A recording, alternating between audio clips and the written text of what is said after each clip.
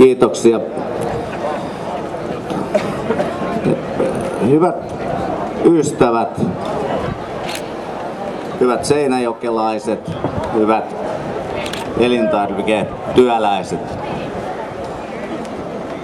On vallan upea päästä viettämään 110-vuotiaan liiton juhlaa tänne Seinäjoelle, jossa kaupunkina ja myöskin Etelä-Pohjanmaalla maakuntana niin näkee tämän alan merkityksen ja sen työn merkityksen, jota me elintarviketyöläiset teemme. Täältä löytyy suurta lihanjalostusteollisuutta, maidonjalostusta ja ihan niin kuin tuossa äsken oli esillä, niin myöskin vallan perinteikästä niin nautintoainevalmistusta.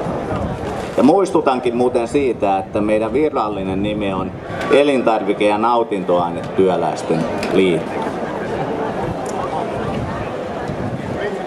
Haluan tuoda oikeastaan esiin sellaisen tosiasian, että elintarvikesektori, ruoan valmistus, sieltä alkutuotannosta, viljelystä ihan kaupan hyllylle, niin kyllä se on äärettömän tärkeä asia meille kaikille.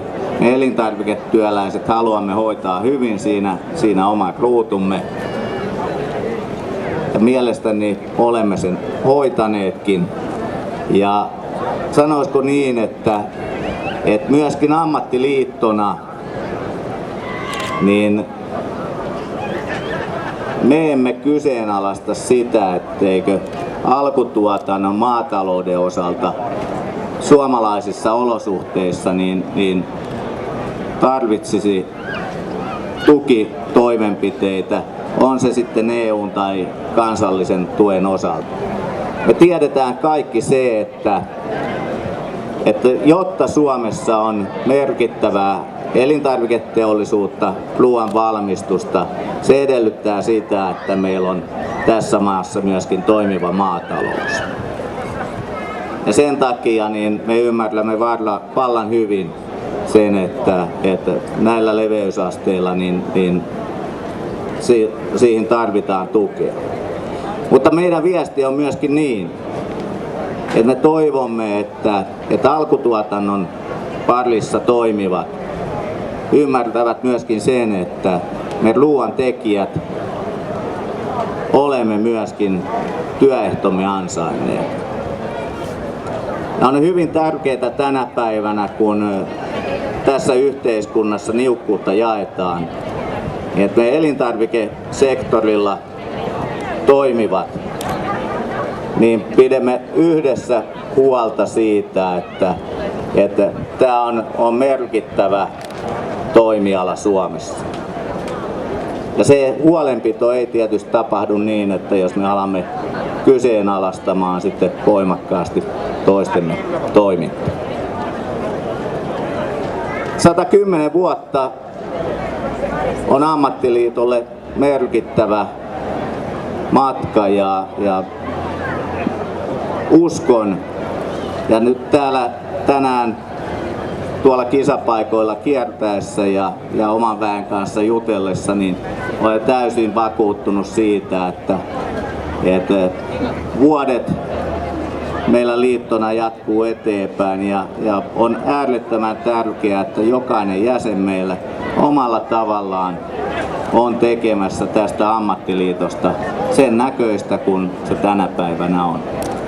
Aika monesti julkisuudessa olevasta uutisoinnista niin tulee sellainen mielikuva, että ammattiliitto olisi jotenkin irrallinen jäsenistöstään. Kyllä tosi asia on se, että niin ennen ja tänä päivänä tulevaisuudessakin ammattiliitto on juuri sen oma jäsenistö. Ja sillä pohjalla tietysti niin tehdään ratkaisuja ja mietitään omaa toimintaa. Tässä on hyvä mahdollisuus tietysti myöskin kiittää Seinäjoen kaupunkia siitä, että meillä on mahdollisuus olla täällä ja myöskin siitä, että tiedän, että täällä arvostetaan elintarvikealaa ja arvostetaan sitä työtä, jota me teemme, niin kuin koko Etelä-Pohjanmaa. Ja sitten tietysti ammattiosasto 52, Seinäjoen ammattiosasto, Seinäjoen maidonjalostajat, koskenkorvalaiset, niin olette tehnyt upeata työtä näiden hienojen kesäpäivien aikaansaamiseksi ja kelikin on niin kuin sinne päin. Kiitoksia kaikille näiden kesäpäivien järjestäjille.